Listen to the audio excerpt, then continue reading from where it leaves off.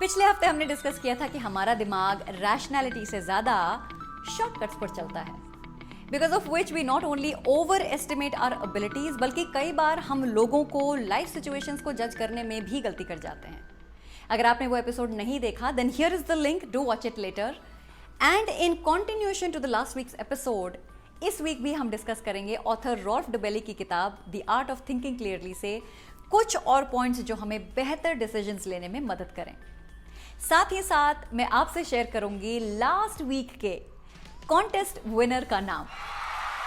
तो अगर आप अपने टाइम को कंस्ट्रक्टिवली यूज करके रैशनैलिटी की तरफ बढ़ना चाहते हैं तो आज का ये एपिसोड है आपके लिए। दोस्तों, मैं हूं Nidhi, welcome back to the channel. और आज के एपिसोड में हम डिस्कस करेंगे वो फैक्टर्स जो एग्जिस्ट करते हैं, हमारे बिहेवियर को, हमारे थॉट प्रोसेस को day in day out impact करते हैं और हमें पता भी नहीं चलता। ये वो फैक्टर्स हैं जो हमें क्लियरली सोचने ही नहीं देते। But before we get there, अगर आप इस चैनल पर पहली बार आए हैं, then I would like to welcome you here. मैं हर मंगलवार आपके लिए लेकर आती हूँ एक नई नॉन फिक्शन बुक की summary to help you excel in personal as well as your professional life. So please visit our homepage and if you like the content, do consider subscribing. तो चलिए शुरू करते हैं आज का एपिसोड स्विस ऑथर और entrepreneur Rolf Dobelli की किताब से, जिसका नाम है the art of thinking clearly. कभी ऐसा हुआ है कि 10 मिनट पहले आपको मम्मी ने बोला हो कि राशन की दुकान से ये सामान ले आना, और आप दुकान जाकर भूल गए, और जब आप घर आए तो मम्मी ने डायलॉग दिया कि अपनी फेवरेट मूवी के डायलॉग तो तुम्हें सालों साल याद रहते हैं, बस मेरा ही काम तुमको याद नहीं रहता। And you realize that yes, she's correct. अब ऐसा इसलिए होता है क्योंकि किसी चीज़ का सेंस बनाने के लिए पहले हमें इंफॉर्मेशन चाहिए होती है, so that we can build meaningful stories in our mind. तो एब्स्ट्रैक्ट इंफॉर्मेशन जैसे कि कोल्ड ड्रिंक ले आना, प्याज ले आना, मटर ले आना, ये याद नहीं रहेगा। लेकिन अगर आपको एक मीनिंगफुल इंफॉर्मेशन मिल जाए ना, टू फॉर्म स्टोरीज, जैसे कि शाम को तुम्हारे दोस्त घर आ रहे हैं, उनके लिए कोल्ड ड्रिंक्स लेते आना और पुलाव के लिए प्याज और मटर लेते आना, तो ये आपको याद रह जाएगा। सिमिलरली जो कंटेंट हम कंज्यूम करते हैं, कोई मूवी हो गई या फिर नेटफ्लिक्स पे आपने कोई सीरीज देखी जिसकी कहानी बहुत स्ट्रांग है या फिर लोकेशन बहुत एग्जॉटिक है, तो वो आपको याद रह जाएगा। So the key message here is that we tend to be engrossed by the interesting, whether it be compelling stories और exotic explanations. Now just to validate this point, I will give you a few more examples. सोचो कि आपका एक दोस्त US में पढ़ रहा है और उसने आपको दो चीजें बताई। पहली कि कोर्स करिकुलम में क्या क्या पढ़ाते हैं, और दूसरी कि कॉलेज से बाहर निकलते ही राइट लोगे ना तो एक बहुत ही हैपनिंग सा पब है। Now over the period of time इन दोनों में से आपको कौन सी बात याद रहेगी? Chances are the latter, because you are already building stories in your mind with that information. मानो किसी न्यूज चैनल पर आपने सुना हाईवे पर जा रही थी गाड़ी, पुल के टूटने से हुई 2 लोगों की मृत्यु, तो उस न्यूज में से आपको क्या याद रहेगा? 2 people died या फिर details of the faulty construction? तो ऐसी कोई भी न्यूज़, ऐसी कोई भी इंफॉर्मेशन जिससे हमारा दिमाग कहानियां बुनने लगे, वो हमें याद रह जाती हैं। तो अब मैं आपको बताती हूँ how this leads to faulty decisions. Now because of this inherent nature of building stories in our mind, कई बार हम लोग ना राय का पहाड़ बना लेते हैं। फॉर एग्जाम्पल, अगर आप एक डॉक्टर हो, अब आपके पास कोई पेशेंट आया, पेशेंट को सर्दी जुकाम है। Now if you don't take care to think clearly, it can lead you to assuming कि ये नॉर्मल सर्दी खांसी नहीं भाई, ये तो कोविड है। That is why doctors are trained कि जब तक सारे टेस्ट रिजल्ट ना आ जाएं, जब तक कंप्लीट इन्वेस्टिगेशन ना हो जाए, तब तक वो पेशेंट की कंडीशन के बारे में कोई भी डिसीजन ना लें। इसीलिए आप भी डिसीजन लेते समय इस बात का ध्यान रखें कि आपके डिसीजन फैक्ट पर बेस्ड हों, अजम्पशंस पर नहीं। ह्यूमन माइंड के इस एस्पेक्ट को प्रूव करने के लिए कि हमारी अटेंशन बहुत नैरो और सेलेक्टिव होती है, हार्वर्ड यूनिवर्सिटी में एक रिसर्च हुई। एक वीडियो बनाया गया जिसमें स्टूडेंट्स बास्केटबॉल खेल रहे थे। तो ऑडियंस से पूछा गया कि वाइट टी शर्ट वाले प्लेयर्स ने कितनी बार बॉल पास करी। तो सब लोग सिर्फ वाइट टी शर्ट वाले प्लेयर्स पर फोकस करने लगे।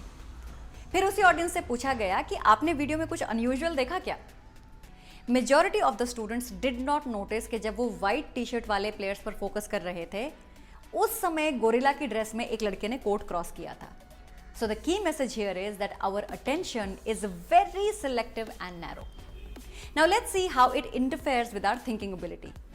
गाड़ी चलाते समय अगर आपके हाथ में मोबाइल है, आप कोई मैसेज कर रहे हो या फिर किसी को कॉल करने के लिए कोई नंबर ढूंढ रहे हो, तो आप कितना भी कह लो कि मेरा ध्यान सड़क पर भी है, योर अटेंशन गेट्स नैरो, जिसकी वजह से कितने ही एक्सीडेंट्स होते हैं। तो अगर आप किसी चीज़ पर बहुत ज़्यादा फोकस्ड हो ना, तो ये भी ध्यान रखना that you might be overlooking a lot of details that are happening in parallel.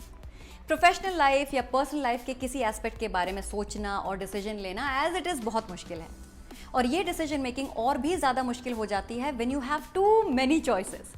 जितनी ज़्यादा चॉइस उतना ज़्यादा कन्फ्यूजन, और कई बार तो ऐसा होता है कि हम लोग इतने थक जाते हैं that at the end of the day we don't take any decision at all, you just give up, right?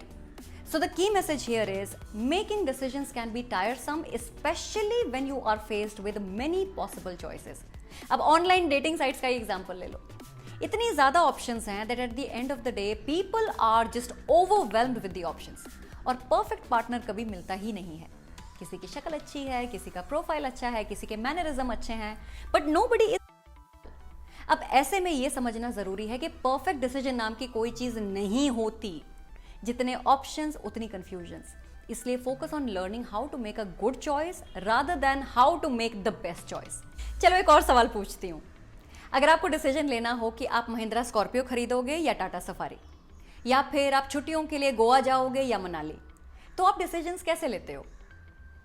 Ideally तो प्रोज और कॉन्स को इवैल्यूएट करके डिसीजन लेना चाहिए, लेकिन हम डिसीजंस लेते हैं अपनी फीलिंग्स के बेस पर।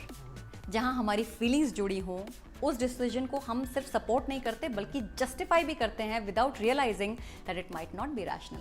सो the key message here is feelings guide our decisions more than we think. तो जैसे मैंने आपसे पूछा स्कॉर्पियो या सफारी, ये सुनकर आपके मन में कुछ ना कुछ इमोशंस आए होंगे, और आपके दिमाग ने बेस्ड ऑन दोज इमोशंस एक शॉर्टकट मारा होगा, और आपने अभी तक डिसीजन ले भी लिया होगा। लेकिन अगर आपकी लाइफ का कोई ऐसा एस्पेक्ट है जहां इमोशंस को साइड में रखकर एक प्रैक्टिकल डिसीजन लेने की ज़रूरत है, वहाँ यही इमोशंस, यही शॉर्टकट्स आपके लिए बहुत बड़ी मुसीबतें खड़ी कर सकते हैं। So there is not just one but multiple factors जो हमारी थिंकिंग एबिलिटी को day in day out impact करते हैं, and the worst is that we don't even realise कि हम ऐसा कर रहे हैं। इस किताब से एक बात मैंने डेफिनेटली सीखी है कि हम खुद को जितना केपेबल, जितना अच्छा, जितना स्मार्ट समझते हैं, उतने हम होते नहीं हैं। We tend to be engrossed by interesting, whether it be compelling stories or exotic explanations. Our attention is very selective and narrow. Making decisions can be tiresome, especially when you are faced with many possible choices. And our feelings guide our decisions more than we think. तो अगर आपको अंदर से एक feeling आ रही है ना, आपको एक अंदर से ऐसा लग रहा है that I need to improve my decisions, मुझे प्रैक्टिकली सोचने की ज़रूरत है, रैशनैलिटी की ज़रूरत है, क्लियरली सोचने की ज़रूरत है, तो इस किताब को ज़रूर पढ़ने का टाइम निकालिए। It will surely help you. And to get your copy of the book please visit www.rajatbookcorner.com। तो अब आते हैं कॉन्टेस्ट रिजल्ट पर। पिछले हफ्ते मैंने आपसे एक सवाल पूछा था from my episode rich dad poor dad, और सवाल था कि रिच लोगों में और पुअर लोगों में एक मेजर डिफरेंस कौन सा है। और इस सवाल का सही जवाब है उनके पैसे कमाने का नहीं बल्कि पैसे खर्चने का तरीका। Thank you everyone for participating in the contest. और मैं आपको सच बताऊं, मुझे लग रहा था कि यार कॉन्टेस्ट तो मैंने अनाउंस कर दिया, but what if nobody participates. लेकिन आपके रिस्पॉन्सेज देखकर मुझे लगा कि दुनिया में अभी भी बुक लवर्स बाकी हैं। So thank you once again each one of you for participating. और लास्ट वीक के कॉन्टेस्ट विनर हैं Mohit Vaswani. Heartiest congratulations, Mohit, on winning contest number 1. This is really special. My team will connect with you on Instagram and take your details to dispatch your copy of Rich Dad, Poor Dad. For the rest of you, अगर आपने participate किया था and you did not win this time, please do not get disheartened. This is an ongoing contest. और मुझे यकीन है कि अगर आप रेगुलरली पार्टिसिपेट करेंगे तो जल्द ही आपका नंबर आएगा। तो दोस्तों आज के लिए बस इतना ही। मुझे उम्मीद है कि the art of thinking clearly से आपको इतना तो समझ आ ही गया होगा that we need to be more rational than we assume. अगर आपको ये एपिसोड पसंद आया तो इसे लाइक कीजिए, चैनल को सब्सक्राइब कीजिए, और ये एपिसोड उन फैमिली मेम्बर्स और फ्रेंड्स के साथ शेयर कीजिए जिन्हें आप लाइफ में आगे बढ़ते देखना चाहते हैं। तो मिलते हैं अगले हफ्ते एक नई किताब के साथ और कॉन्टेस्ट एपिसोड के साथ। तब तक डिसीजंस लेने से पहले उनके प्रोज और कॉन्स को इवैल्यूएट कीजिए, और सपने देखना बिल्कुल मत छोड़िए।